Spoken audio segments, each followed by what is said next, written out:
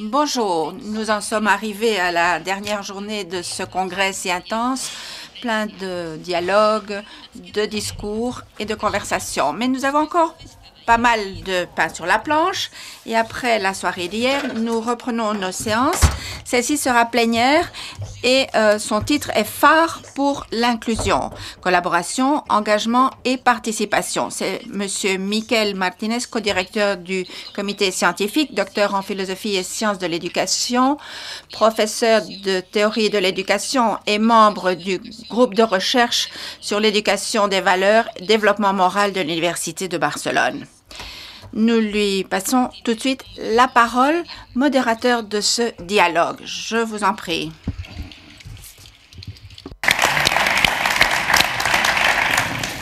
Bon dia a tothom. Bonjour. Nous commençons donc cette dernière journée de congrès. Merci beaucoup à toutes les personnes qui ont eu l'amabilité d'être très ponctuelles ce matin.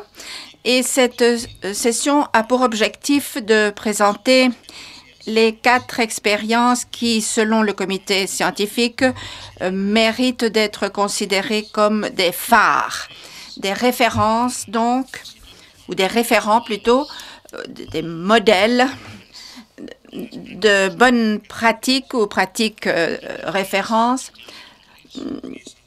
autour du thème de ce congrès, à savoir les pratiques qu'il faut promouvoir pour une meilleure inclusion dans ce que nous appelons une ville éducatrice. Et ces 4 expériences que nous allons donc voir exposées par les collègues qui m'accompagnent ici. Il y en a encore une de ces personnes qui doit arriver.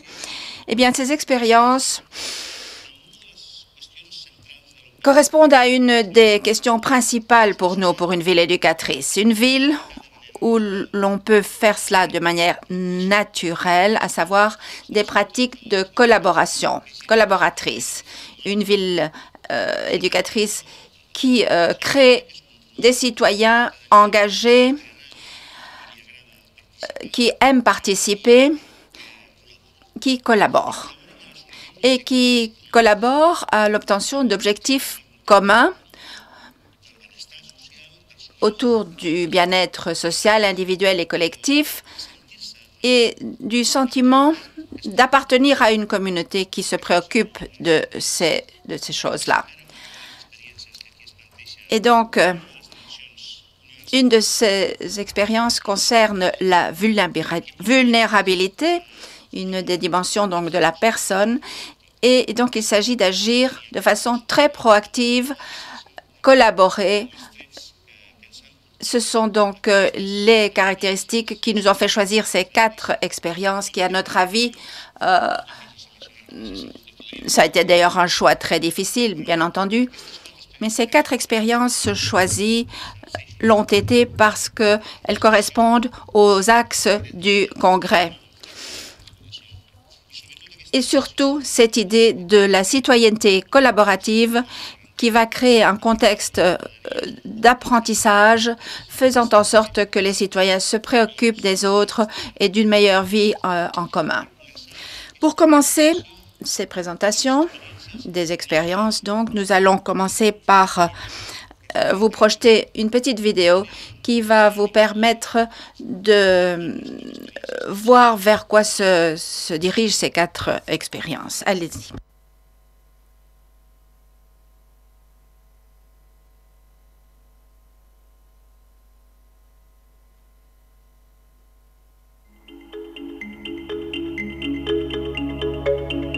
Un no és un diagnòstic, un no és un bipolar, un no és un esquizofrènic, un és una persona. On est une personne qui a peut-être des problèmes, mais outre cela, on a des qualités, des passions, etc. Il faut absolument bouger pour faire en sorte que cette vie, parfois simple, soit la meilleure possible. Bien sûr, on n'a pas beaucoup de ressources, on est parfois tout seul, on ne sait pas où se réfugier, à qui demander de l'aide, on est tout seul dans la rue. Avant, je pensais que les gens qui n'ont pas de maison, qui sont sans abri, que peuvent-ils faire? Mais je vois maintenant qu'il y a il y a plus que cela, en fait. Ce regard doit être un regard de dignité. Il ne faut pas faire pitié. Il faut être respecté et être transformé aussi. Et puis, il faut surtout agir.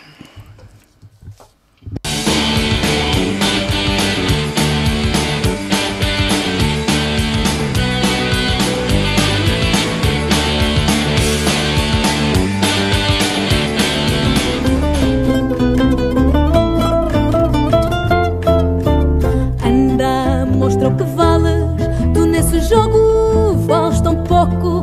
Troca de vício por outro novo, que o desafio é corpo a corpo. Escolhe uma estratégia que não falha, o lado forte da batalha, põe no máximo poder. Dou-te a vantagem e tu com tudo eu sei nada, que mesmo assim desarmada vou-te ensinar a perder. Sai de casa e vem comigo para a rua, vem, que essa vida que tens, por mais vidas que tu ganhas, é a tua que mais perde se não vais. Sai de casa e vem comigo para...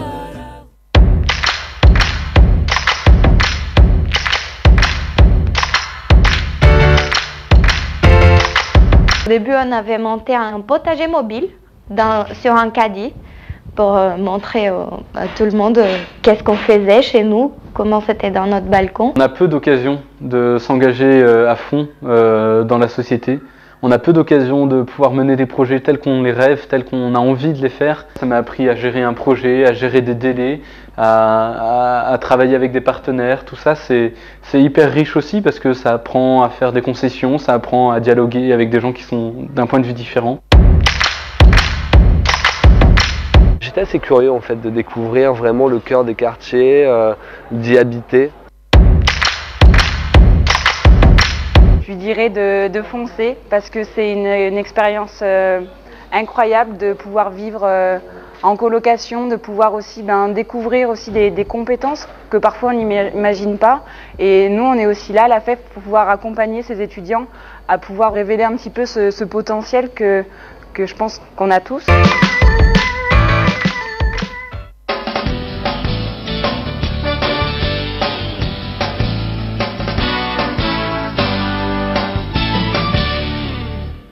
O Plano Plurianual Participativo é processo que debate e decide em quais áreas a Prefeitura irá investir. C'est un processus de participation. Il faut décider où on va investir. La Constitution fédérale exige que toutes les administrations fassent précisément cela.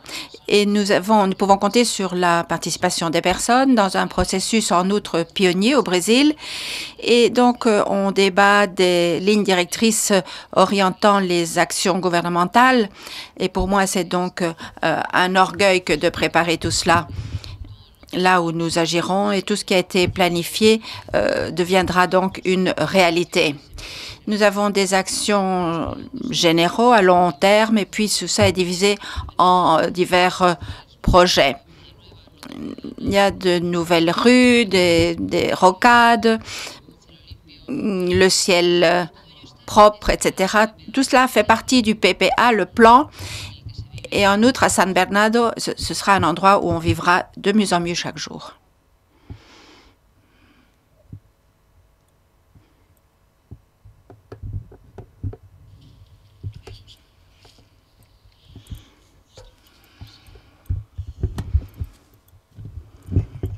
Donc, nous reprenons notre dialogue. Nous avons maintenant notre dernier invité, José Barreto, et je vais vous présenter les membres de cette table ronde et les responsables des expériences qui sont présentés ici. Monsieur Patrice Allais, tout d'abord, directeur général de proximité et cohésion sociale, qui va présenter l'expérience CAPS d'appartements pour étudiants et solidaires, et puis Nilsa de Oliveira, secrétaire pour le budget et la planification participative, qui va nous présenter son plan annuel. Nous en avons vu le vidéo, San Bernardo. Monsieur Patrice Allais va présenter l'expérience de Rennes. Puis Diana Casella, responsable de San Juan de Déu, ici à Barcelone, sur la vulnérabilité, le programme École Amie, Escola Amiga de Barcelone donc. Et puis, nous avons encore le directeur du département sportif qui va présenter l'expérience de la ville sur la ville et les personnes âgées. Il s'agit donc de la ville d'Almada. Nous avons donc tous ces participants de la table ronde qui vont pouvoir commencer à vous présenter leurs expériences. Et donc, nous allons demander à Monsieur Allais, Patrice Allais, de commencer. Bonjour à vous tous. Donc, je vous présente une expérience qui s'appelle CAPS, colocation solidaire étudiante. Alors moi, je suis de la municipalité de Rennes. C'est une expérience qui est organisée et portée par l'AFEV, qui est une association qui est présente dans différentes villes en France et qui est soutenue financièrement donc, par la municipalité et d'autres partenaires locaux dans une démarche collaborative pour reprendre le fil rouge de l'introduction. Pour vous présenter très rapidement, Rennes donc, est une ville dans l'ouest de la France avec 210 000 habitants et 425 000 dans l'agglomération. Une de ses caractéristiques est qu'il y a une forte proportion d'étudiants, puisqu'on a 63 000 étudiants, ce qui fait à peu près un quart de la population de la ville-centre qui sont des étudiants. La FEV, elle, est une association fondée il y a une vingtaine d'années, qui est un réseau d'étudiants solidaires, qui est présente dans 60 villes en France et une ville à l'étranger, Barcelone. Donc voilà, ça tombe bien. Il y a environ aujourd'hui sur les 60 sites de la FEV, 7500 étudiants qui s'engagent, qui font du bénévolat, essentiellement de l'accompagnement à la scolarité auprès d'enfants de familles défavorisées ou qui ont des difficultés avec l'école, pour faire simple. À Rennes, dont je vais vous parler, il y a 300 étudiants qui sont bénévoles et mobilisés dans ces actions. Alors le projet CAPS, ça veut dire colocation à projet solidaire. L'idée, c'est de combiner trois objectifs qui sont les suivants. Un objectif d'engagement de la part des étudiants, donc de permettre aux étudiants qui le souhaitent de s'engager pour une vie meilleure, pour la cité, pour la citoyenneté. Un objectif de politique de logement, je dirais, et de faciliter l'accès au logement pour les étudiants. On sait que dans nos pays, l'accès au logement financièrement est souvent difficile. Et puis le troisième, c'est un objectif, je dirais, d'inclusion sociale qui est de combiner ces deux premiers objectifs, je dirais, pour faire du lien avec d'autres personnes, d'autres groupes, d'autres communautés. Donc l'idée, c'est de proposer à des étudiants de vivre dans une colocation, donc à 4 dans un assez grand appartement, au cœur de quartiers populaires. C'est des quartiers où en général les étudiants n'habitent pas. Et je dirais en échange de cette possibilité de se loger à tarif assez raisonnable, les étudiants développent des projets de solidarité en direction des habitants de l'immeuble ou du quartier. Donc il s'agit de faire coïncider le besoin de logement des étudiants avec leur envie d'engagement d'un côté et de répondre à des besoins sociaux ou à des besoins de participation, de lien social. Le déroulement du projet, concrètement, donc, il y a un partenariat étroit entre la municipalité, entre les bailleurs sociaux, donc, qui sont les organismes parapublics de logement social, et puis l'association AFEV. Il y a un bail pour l'appartement qui est meublé. L'organisme social s'engage à faire un loyer relativement bas, accessible, et il y a un dispositif avec une banque de caution. Les étudiants sont sélectionnés après appel à candidature. À partir il y a une sélection qui est faite à partir de leur volonté, de leur projet, de leur motivation, je dirais. Et puis, c'est un élément important du projet.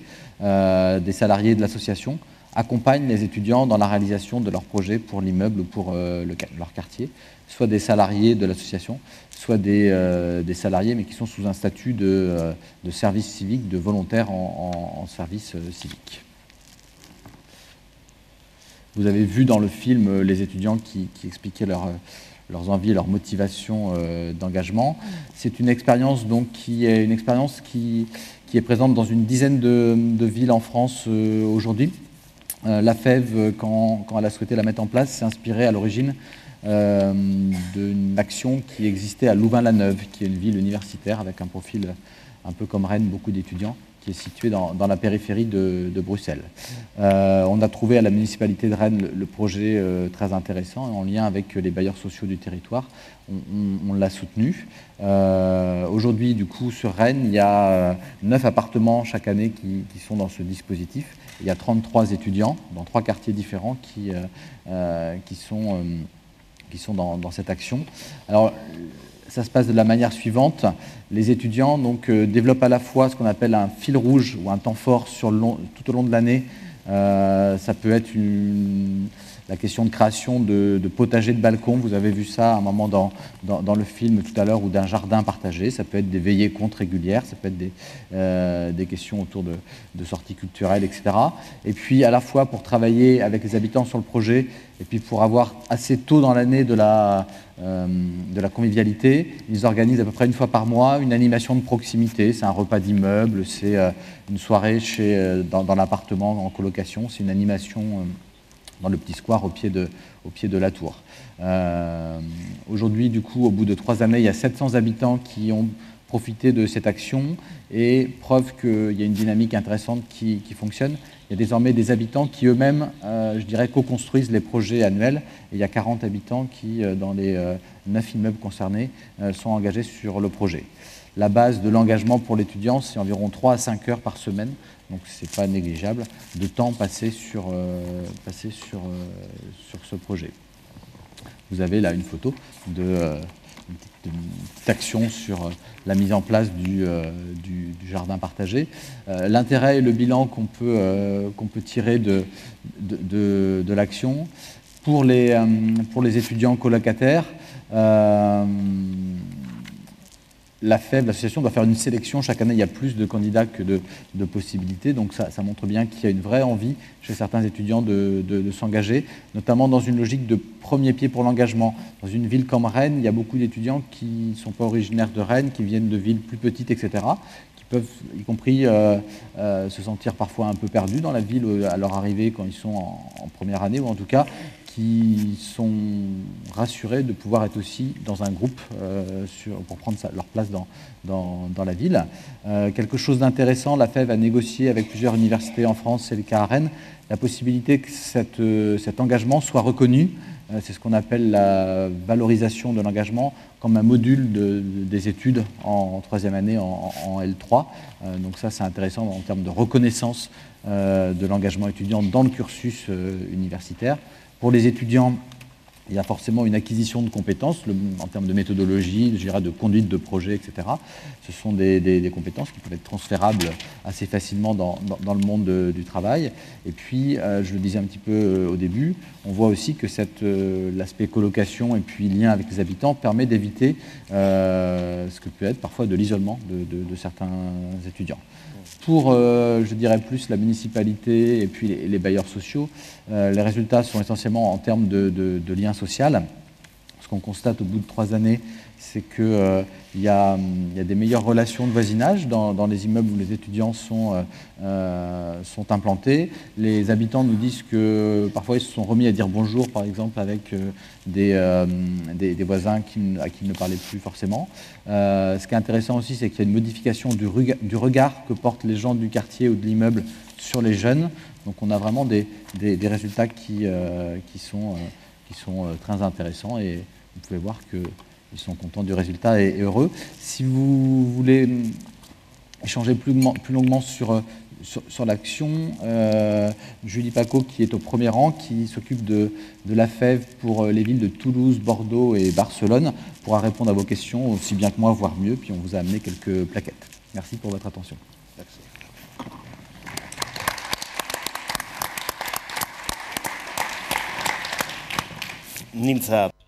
Merci beaucoup. Nous allons maintenant donner la parole à l'expérience de Bernardo do Campo. Bonjour à tous et à toutes. Je vais vous parler d'un projet pionnier à San Bernardo del Campo. Bien que depuis 1998,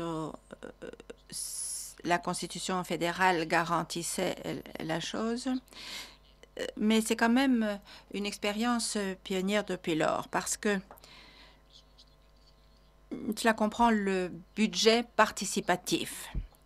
Pour connaître San Bernardo, c'est une ville assez complexe qui a des points forts, des points faibles dans la zone métropolitaine de Sao Paulo. C'est la seconde ville industrielle du pays, en fait, et elle a un budget raisonnable, le 10e du Brésil. C'est la 4e ville du point de vue des investissements. Et donc, nous avons 430 km² et c'est une de surface, et nous avons presque 800 000 habitants, donc une grande ville avec pas mal de problèmes divers. En 2009, le maire s'est vu confronté à d'énormes problèmes qui ne pouvaient pas être résolus à court terme. Ce budget participatif est un outil très important, mais qui n'a pas réussi à résoudre ces méga problèmes dans le domaine de l'éducation, surtout un grand déficit de l'éducation infantile, école de quartier, problème d'habitat, grand déficit, 207 zones à risque irrégulier, et un grand pourcentage de la ville donc se trouve en situation non réglementée, non régulée. Nous ne voyions pas le moyen de résoudre ces problèmes, particulièrement dans le domaine de la santé publique. Tout cela est en retard avec des zones très dispersées, très variées dans la ville. Et également, la collecte des déchets était un grand problème. Et puis, notre ville a eu, comme un peu partout dans le monde, un problème de transport énorme. À San Bernardo del Campo, actuellement, ce budget participatif était donc quelque chose de tout à fait obligatoire, qui fait partie de la Constitution, mais on ne l'avait jamais fait de façon participative. Et à partir de ce PPA, le maire a conçu un plan à court, à moyen et à long terme pour résoudre les problèmes de la ville. Et les divers items du budget doivent se combiner pour une meilleure gestion publique. Alors, le maire a proposé une grande concertation des citoyens, nécessaire parce qu'il n'y avait pas de ressources suffisantes pour résoudre tous les problèmes, mais on ne pouvait pas non plus faire les choses tout à fait à court terme. Et le PPA, donc le budget participatif, a été une proposition consistant à faire tout cela en accord avec les citoyens. C'est un projet très intéressant puisqu'il y avait une dimension universelle vis-à-vis des citoyens, la participation de tous. Il fallait aller de la base vers le haut. Les hommes d'entreprise et le dernier ouvrier, tout cela devait dialoguer également aussi avec l'Église.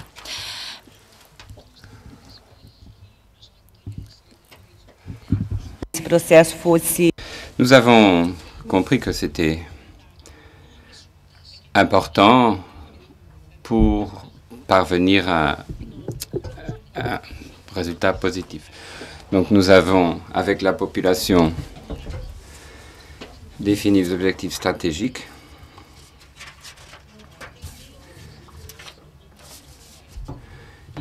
Tout le gouvernement a également participé.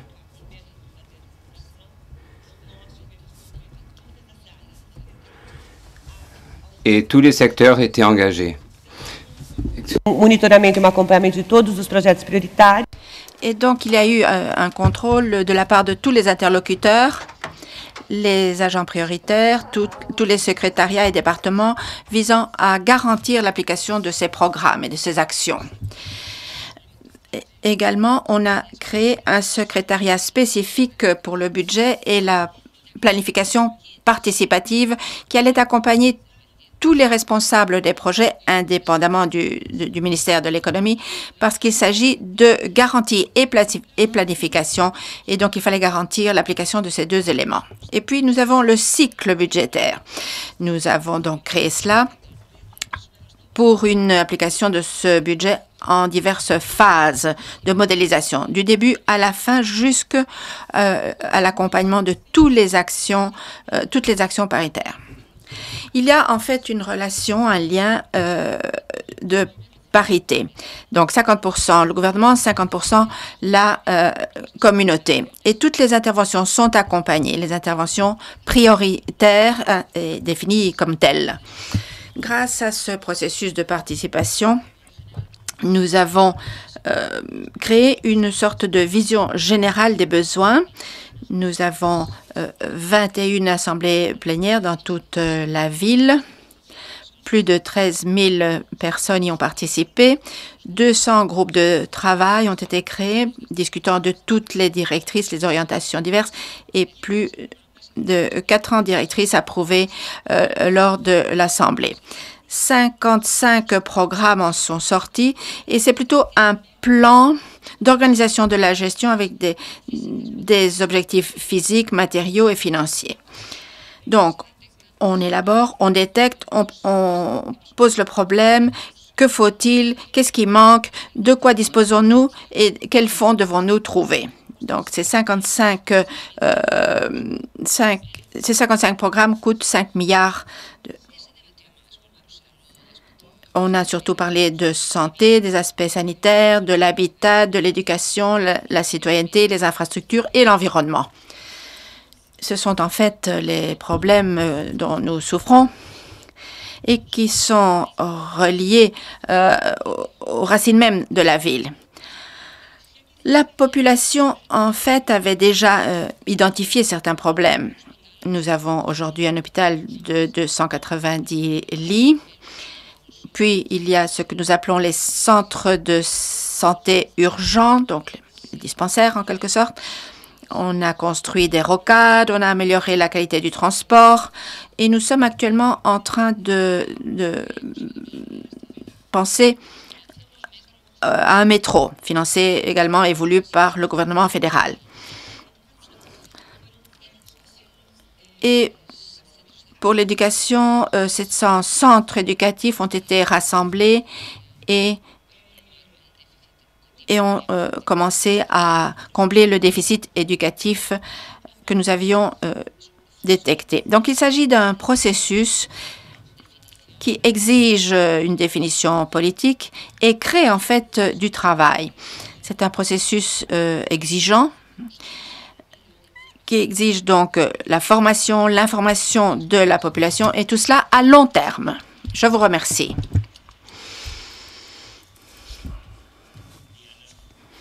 Diana Casellas, maintenant, de Saint-Jean-de-Dieu à Barcelone. Programme École Amie. Bonjour, bonjour tout le monde.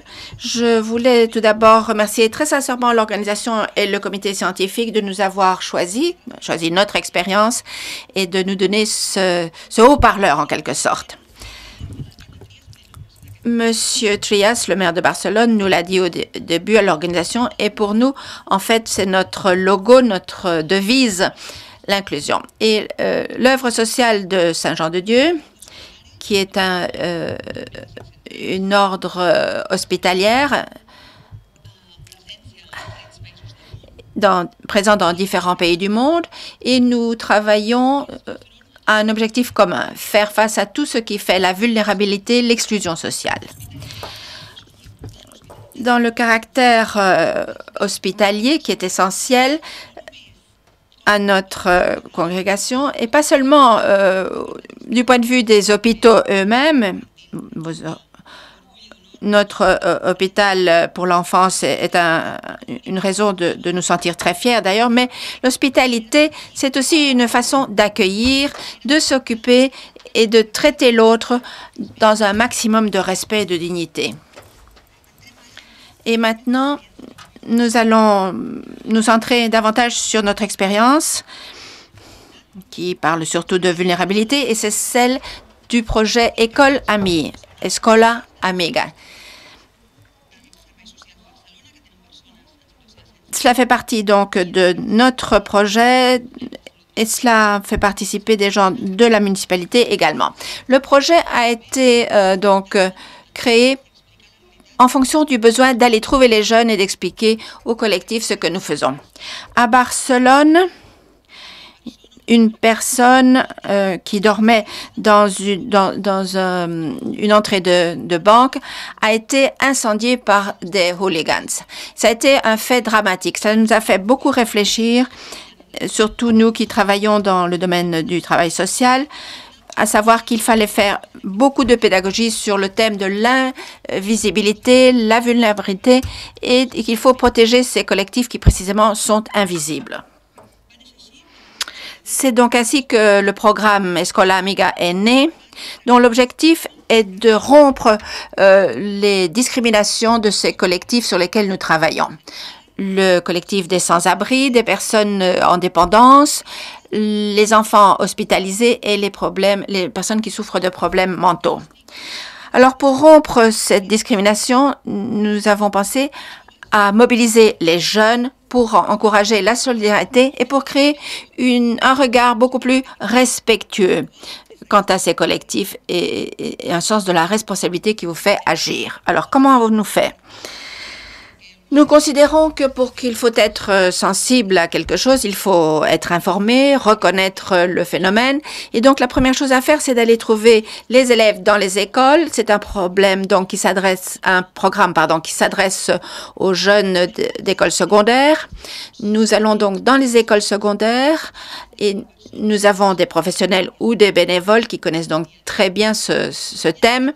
Et nous avons toujours un usager, c'est-à-dire une personne qui se trouve dans une de ces situations et qui peut donc apporter un témoignage tout à fait personnel. Cette combinaison entre une approche rationnelle, celle du professionnel ou du bénévole qui connaît le thème et qui peut parler des diverses circonstances, des motifs qui amènent une personne à se trouver seule en rue, sans abri, combinée à un côté beaucoup plus émotif, beaucoup plus représenté par la personne qui va apporter son témoignage. Nous avons vu que c'est la bonne combinaison, celle qui fonctionne le mieux pour toucher les jeunes. Deuxième phase, nous proposons aux élèves et à l'école d'agir, de se mobiliser, de passer à l'action. Nous voulons que ce soit donc une mobilisation en apprentissage et en service. Donc, il faut créer des activités conjointes entre les usagers et les jeunes dans le but, au moment où les jeunes apprennent et se mobilisent sur ces contenus, les attitudes, les valeurs, etc., rendent aussi un service à la communauté. Donc, c'est cette partie apprentissage et service. C'est ce que nous proposons, mais nous disons toujours à l'école en question ou aux jeunes que ce qui est le plus intéressant, ce n'est pas quoi, mais comment. Comment faire? Comment en arriver à ce projet et que donc il faut mettre en pratique ces valeurs que nous voulons transmettre par ce programme. Je vous donne deux exemples pour mieux comprendre de quoi il s'agit dans ces projets. L'année dernière, l'année académique scolaire, nous avons collaboré avec les services sociaux de Barcelone, donc les professionnels, en proposant le projet suivant. Les usagers et les jeunes allaient voir un appartement où des sans-abri avaient été logés. Il s'agit donc de créer ces liens qui permettent cette approche, ce rapprochement beaucoup plus dans la dignité, dans le respect. Dans ces appartements, il y a des conversations beaucoup plus naturelles. On apprend ce qui fait la vie de toutes ces personnes et on rompt tous les stéréotypes, tous les clichés habituels. Et donc, le rapprochement est beaucoup plus dans la dignité. Deuxième exemple, où ont participé de nombreux instituts de secondaires de Barcelone, c'est la Barcelona Magic Line. C'est une promenade solidaire dans Barcelone en équipe, non compétitive, Et de nombreux centres scolaires ont trouvé cette participation très utile pour dynamiser leur communauté scolaire, former des équipes, en y participant également comme bénévoles les diverses organisations. Donc, il s'agit d'incorporer les jeunes à ces équipes de volontaires, de bénévoles, où il y a également des professionnels, des bénéficiaires de cette action. Et donc, c'est une éducation par le contact. Quels en sont les résultats? Je ne vais pas entrer dans le domaine des indicateurs de réussite, mais nous avons plus de 4000 élèves qui ont participé. Ceci s'est fait tout d'abord à Barcelone, mais il y a d'autres villes comme Valencia, Pamplune ou Saragosse qui ont tenté la même expérience. Donc, on peut arriver à avoir des résultats quantitatifs, parler de 2000 élèves, mais ne pas avoir réussi grand-chose. Nous voyons en tout cas que les écoles ont très bien reçu notre programme. Et parmi les indicateurs de qualité, nous voyons qu'on a réussi à encourager un meilleur respect des personnes. Et on a pu démontrer de façon scientifique que les jeunes ayant participé au programme avaient désormais un regard beaucoup plus respectueux vis-à-vis de ces personnes subissant l'exclusion. Nous nous sommes sentis accompagnés dans ce processus grâce à la collaboration du groupe de recherche d'éducation morale de l'Université de Barcelone. Et depuis 3 ans, il y a un comité d'experts dans le monde de l'éducation et le monde social nous indique aussi les meilleures lignes stratégiques pour ce programme. Et donc, finalement, nous allons voir quelques vidéos. Ce sont des témoignages très brefs en vidéo, toujours dans le même objectif. Il s'agit de rompre ces stigmas, ces exclusions qui se sont créées vis-à-vis de certaines personnes. Et je voudrais, pour finir, vous citer une phrase du professeur Del Pozo, de jeudi dernier, donc, lorsqu'il a dit que ce qui est vivant est ce qui éduque le mieux ou le plus. Et c'est précisément ce que nous faisons dans ce programme dont le nom est Pulsation. Et je pense que cela, c'est quelque chose qui est valable à tout moment, à chaque minute. Merci de votre attention. José Barreto Almada, la ville et les personnes âgées.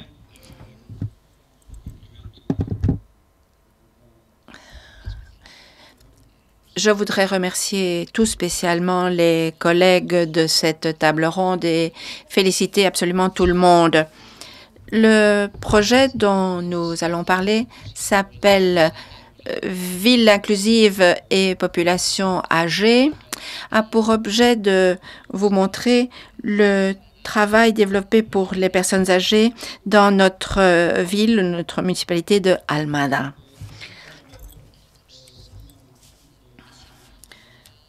Cette municipalité a 70 km² sur les bords du Tage, à quelques kilomètres de Lisbonne, appartenant au district de Setúbal et donc dans la zone métropolitaine de Lisbonne. Il a acquis une signification particulière en termes d'extension démographique à partir des années 40, parce que nous avons reçu d'énormes flux migratoires internes, donc des populations qui venaient de l'intérieur du pays, attirées surtout par les opportunités de travail, d'emploi que donnaient les entreprises à l'époque sur ce territoire. Des années 40 aux années 80, la population a augmenté de 500%. 500%. À partir de 1980, cette croissance est de 15%. 15% depuis 1980, donc.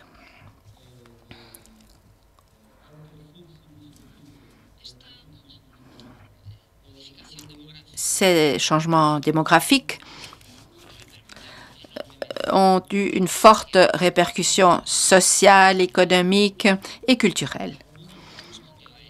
Comment avons-nous réagi à cela?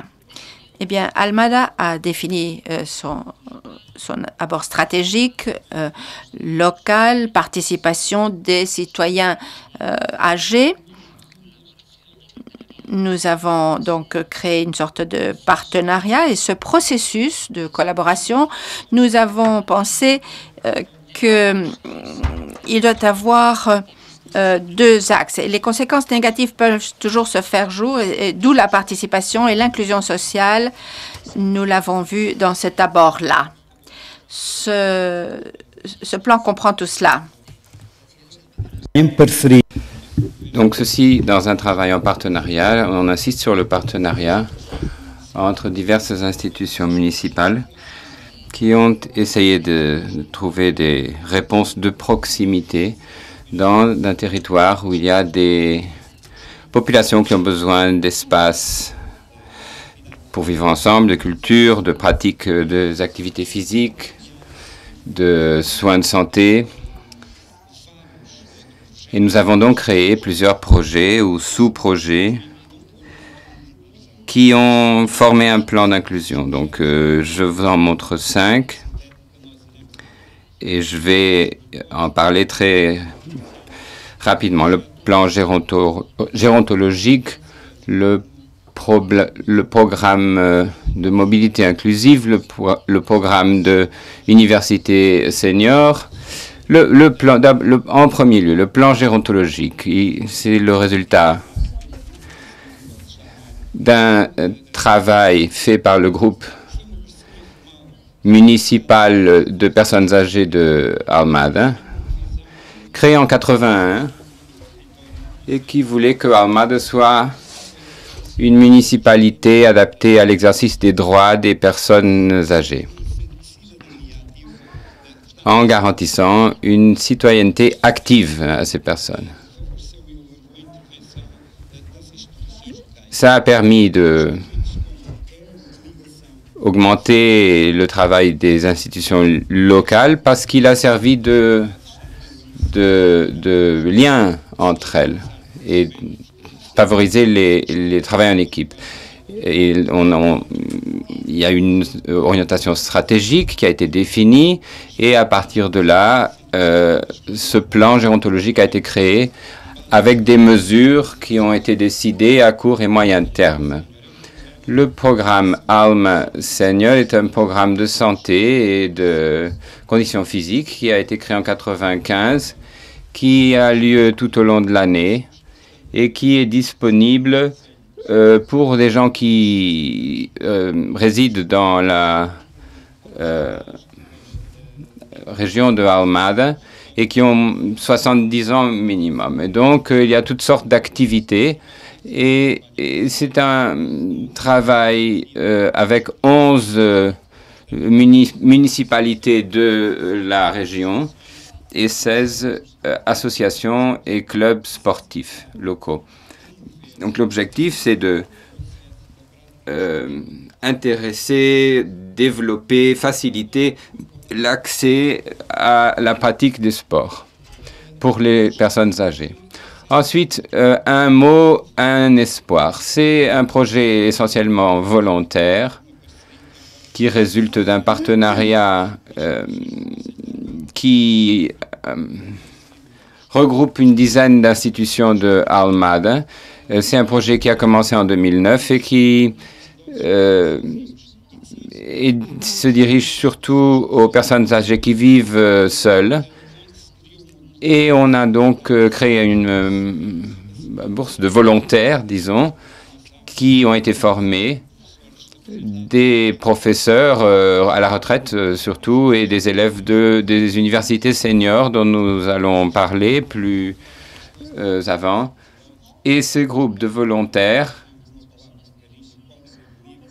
leur parlent évidemment, leur font compagnie, mais ils lisent un livre ou une revue ou une lettre, les emmènent chez le coiffeur, mais aussi, par exemple, les accompagnent au cimetière ou passent juste du temps avec eux. Ce projet de mobilité, le projet Flexibus a été créé en 2010. À un moment où la municipalité de Almada a mis en œuvre un projet qui ensuite a été développé dans tout le centre historique de Almada et de Cacilhas, avec des autobus électriques. Et cette ligne permet d'arrêter les bus à n'importe quel endroit de la ville. Il suffit de lever le bras et le bus s'arrêtera là où la personne âgée se trouve. Ça a évidemment amélioré la mobilité des personnes âgées entre plusieurs endroits. Ils se déplacent pour aller aux institutions, aux services publics et ils ont leur déplacement très facilité. Les universités seniors maintenant, nous en avons 4 qui sont fréquentées par la population de personnes âgées. Il y a des colloques, des séminaires, des visites d'études, des études sur la qualité de vie des personnes âgées, qui effectivement couvre ce groupe, cette tranche d'âge, et qui s'adresse à 2500 personnes âgées. Et je termine. Je termine. Alors, nous avons des indicateurs d'évaluation de tout ce programme et qui sont surtout liés au fait que cette stratégie qui a été définie pour cette population et cette tranche d'âge et ou pas atteint les objectifs qui ont été décidés au départ. Et effectivement, on a constaté que la qualité de vie de cette population a augmenté clairement, que cette population a pris conscience, a appris à se servir de ce programme. Ça a permis de promouvoir un vieillissement actif, une amélioration de l'image de la vieillesse. On a développé la co-responsabilisation, la participation sociale des citoyens. On a donné de l'aide aux personnes âgées à domicile. On a facilité la mobilité. On est allé voir les personnes âgées chez elles. Depuis le début du programme, nous avons eu 12 300 inscriptions. Les universités seniors sont fréquentées par 2500 personnes âgées. Et depuis 2010, par exemple, le projet Un mot, un espoir à 28 volontaires. Le Flexibus en 2013 a permis 21 voyages. Donc ce sont des objectifs qui correspondent tout à fait à nos espoirs. Alors pour conclure, il faut faire une évaluation systématique, permanente, avec les partenaires et les organismes qui participent, en fonction des diagnostics et en augmentant les ressources techniques, logistiques et en les adaptant aux besoins croissants qui se présentent. L'inclusion est donc pour nous un processus de participation, de citoyenneté, de réponse aux besoins de la population. C'est cela que nous essayons de mettre en œuvre à Almada, en ayant une vision intégrée, en faisant participer les populations, dans le cas particulier, les populations de personnes âgées.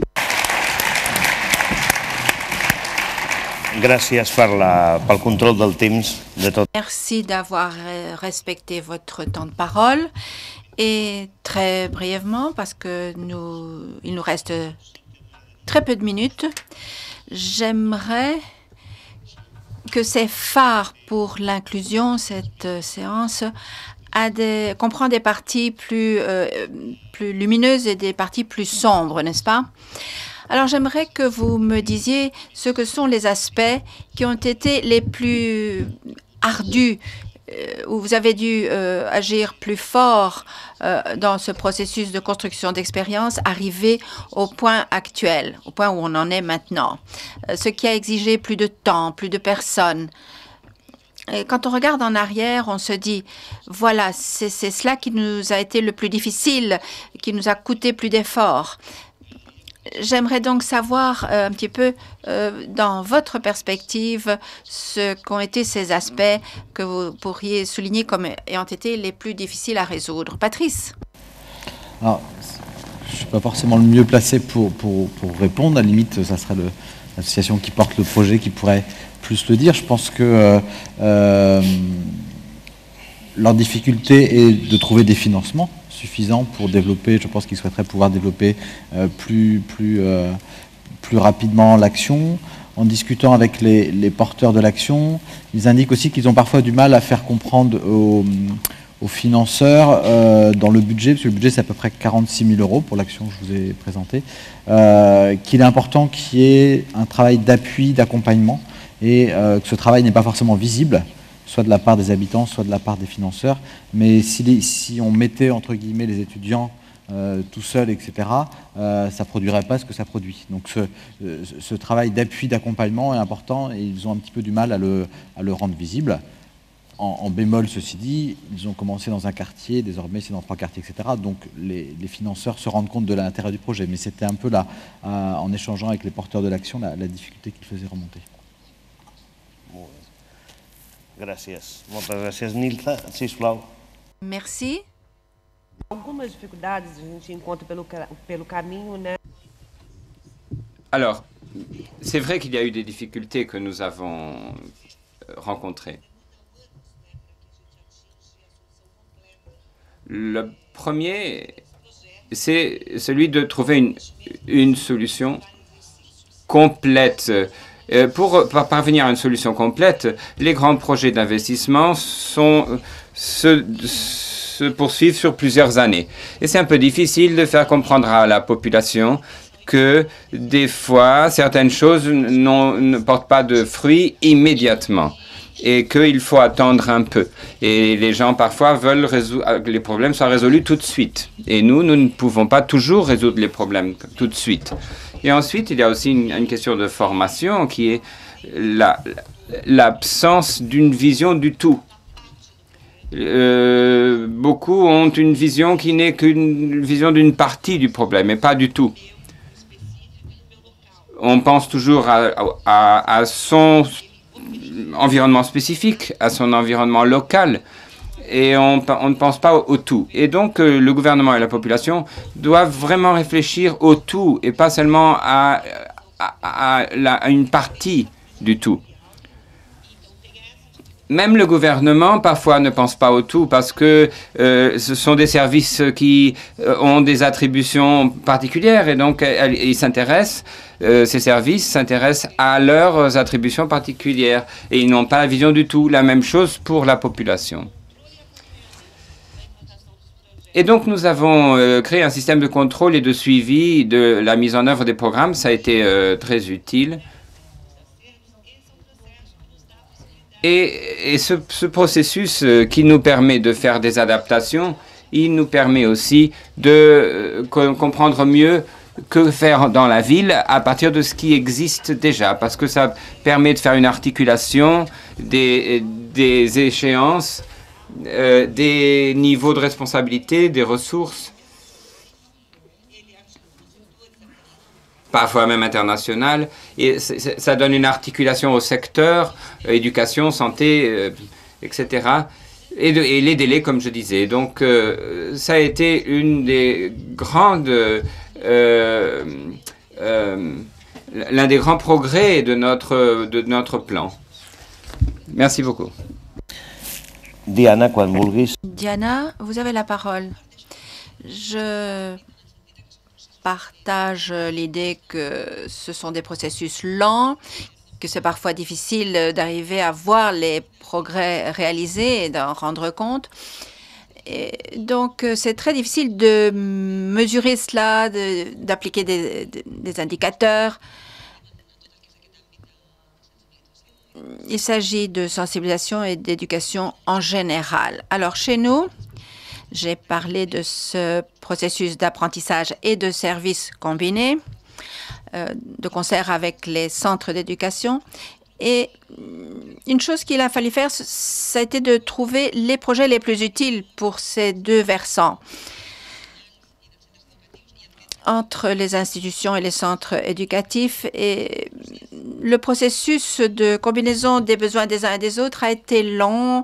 On a fait des erreurs, on a appris de ces erreurs, mais on a été de l'avant. Et puis, une autre difficulté aussi que je voudrais signaler au départ a été nous avons eu un excellent accueil de la part des instituts de type religieux, mais dans l'école publique, nous avons eu pas mal de difficultés à nous faire accepter, à y entrer en quelque sorte. C'est précisément là qu'il y a beaucoup à faire dans l'école publique.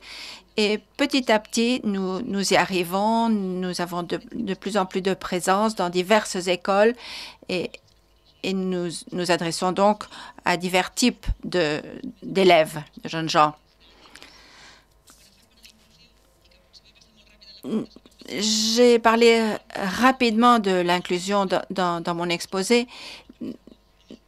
Nous voulons vraiment insister là-dessus. C'est quelque chose qui demande beaucoup d'efforts, dont nous voulons nous préoccuper.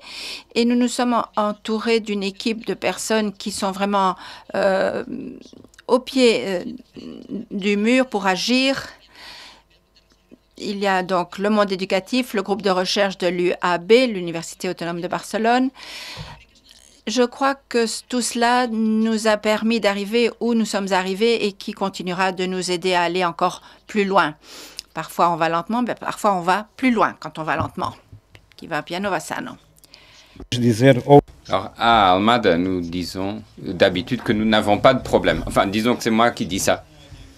Mais nous ne regardons pas les difficultés comme des problèmes. Nous regardons les difficultés et nous les voyons comme un défi.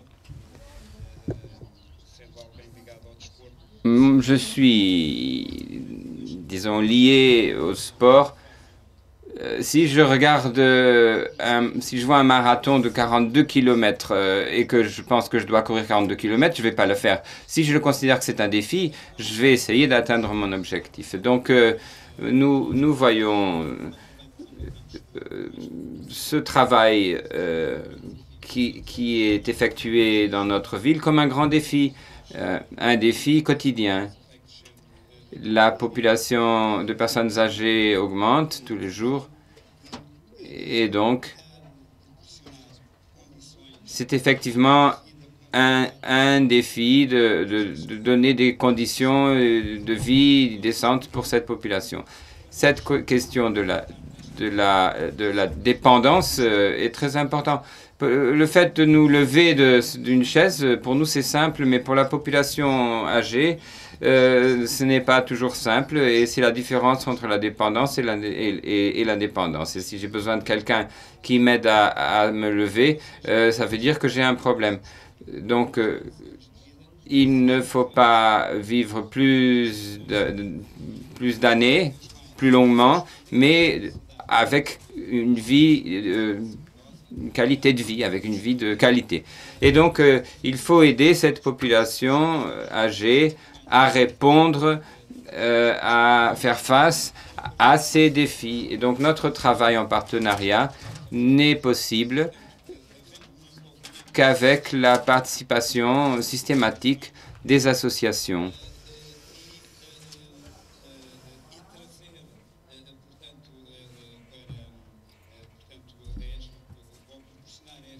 De façon à donner à cette population des conditions qui leur permettent d'avoir accès à la multiplicité de toutes les offres que nous avons créées dans nos programmes.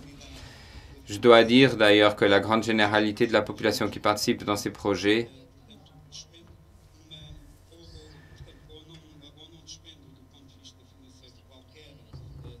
ne doit rien payer, ou alors paye vraiment très très peu. Parce que nous avons conscience de des possibilités financières de tous ces gens qui ne sont pas grandes. Donc aucune personne âgée n'est empêchée d'avoir accès à ces activités et à ces projets, à cette politique municipale pour des raisons économiques. Bien. Pour résumer un peu ces interventions, je ferai une synthèse très courte, très brève, et nous ne pouvons pas continuer malheureusement, mais le temps nous manque. Ça a été de toute façon très intéressant.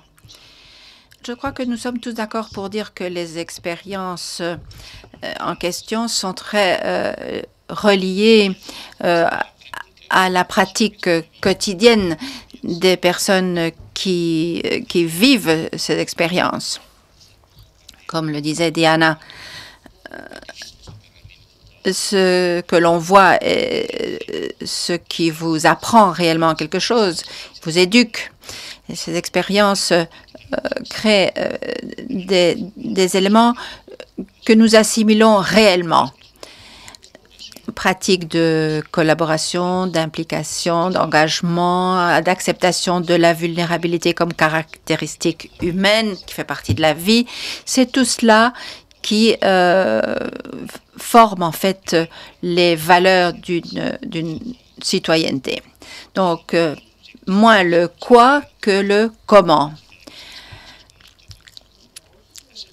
Deuxième réflexion, vous avez tous dit, et vous avez insisté là-dessus, à savoir que les programmes exigent beaucoup d'informations. Qui sont les personnes en cause? Quelles sont les raisons? Il faut avoir une culture d'évaluation très rigoureuse et de bonne information à la population, à la citoyenneté. Quelles sont les difficultés que nous rencontrons? Il faut donc être tout à fait transparent dans le processus tout entier. Il faut non seulement connaître l'expérience, mais la visualiser. Il faut croire aussi que ce qu'on fait est très important, car si on ne le fait pas, si on ne rend pas les choses visibles, on aura moins de succès. C'est une seconde caractéristique très importante de ces expériences. Troisièmement, il s'agit, n'est-ce pas, d'actions très fortes, très puissantes, mais elles ont pour origine toutes des mini-améliorations, des micro-améliorations. Bien sûr qu'il y a de grands plans d'action, des grands programmes, mais au fond, ça commence à un niveau très micro, tout petit. Des améliorations très petites, mais tout doit se faire en fait en réseau. Tout le monde doit être impliqué dans l'action. Parce que sinon, il n'y aura pas de naissance de projet. Il faut donc pour cela une intelligence collective, une citoyenneté collaboratrice, et c'est peut-être l'une des caractéristiques principales que nous devons avoir en tête. Je ne veux pas m'étendre davantage, le temps s'est écoulé. Je vous remercie votre temps, vos exposés, et au nom de toutes les expériences présentées dans le Congrès, je voudrais reconnaître l'importance du travail fait par toutes les personnes qui ont exposé ces expériences. Il y en a eu 600, en effet. Ces 4 expériences-ci ont été tout à fait excellentes, en tout cas, et je crois que cela nous encourage à continuer à travailler en tant que ville éducatrice.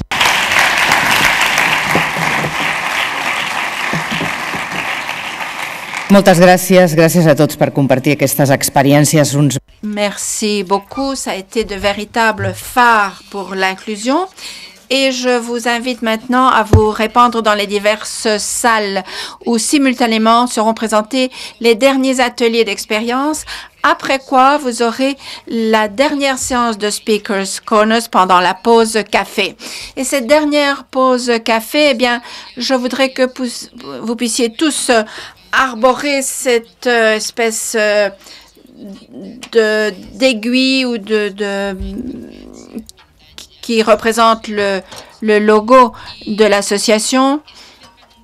Elle a été réalisée par un jeune créateur avec du matériel recyclé. C'est très bien fait, très original, très créatif et je vous encourage à le porter. Merci.